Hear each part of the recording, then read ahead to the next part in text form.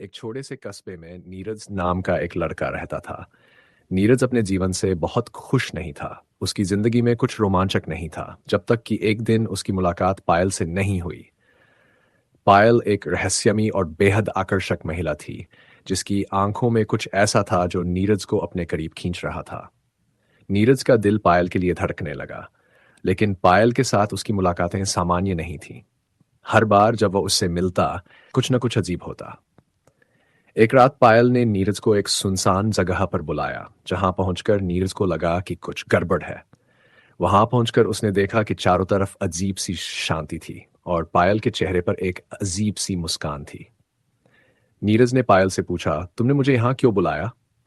पायल ने एक धीमी आवाज में कहा, मैं तुम्हें कुछ दिखाना चाहती हूँ। वह उसे जंगल के और अंदर ले गई। नीरज का दिल तेजी से धड़क रहा था, पर वह पायल के आकर्षण से खुद को अलग नहीं कर पा रहा था। जंगल के बीचों बीच एक पुराना और जर्जर मकान था। मकान की खिड़कियां टूटी हुई थीं और दरवाजे से अजीब आवाजें आ रही थीं। पायल ने नीरज का हाथ पकड़ा और उसे अंदर ले गई।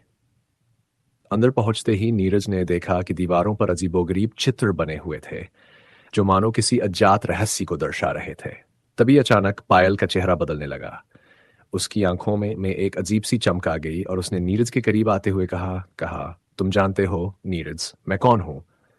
नीरज हैरान रह गया। उसने डरते कहा, आ, तुम क्या हो? पायल ने हल्की हंसी के साथ कहा, मैं सिर्फ एक औरत नहीं हूं, मैं एक प्राचीन आत्मा हूं जो 100 सालों से इस जगह बंधी हुई थी, और अब तुम्हारी वजह से मैं आजाद हो गई हूं।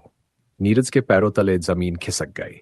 वह पीछे हटने लगा, लेकिन तभी पायल ने उसे जकड़ लिया। उसकी आंखों में एक भयंकर लालिमा थी। पायल अब एक खूबसूरत महिला नहीं रही, बल्कि एक डरावनी छाया में बदल गई थी।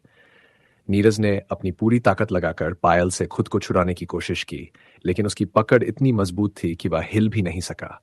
तभी मकान की दीवारें हिलने लगीं और कमरे में एक भारी आवाज गूंजने लगी। तुम बच नहीं सकते नीरज।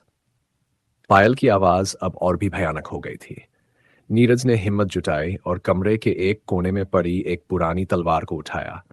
उसने पूरी ताकत से पायल की ओर वार किया।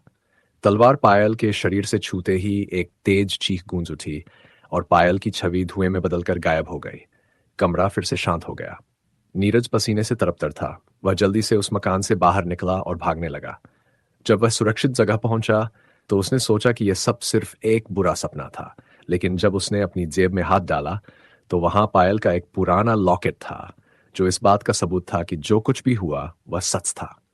नीरज अब जान गया था कि कुछ रहस्य हमेशा रहस्य ही रहने चाहिए, और पायल का वह भयानक रूप उसकी जिंदगी में हमेशा के लिए एक छाप छोड़ चुका था।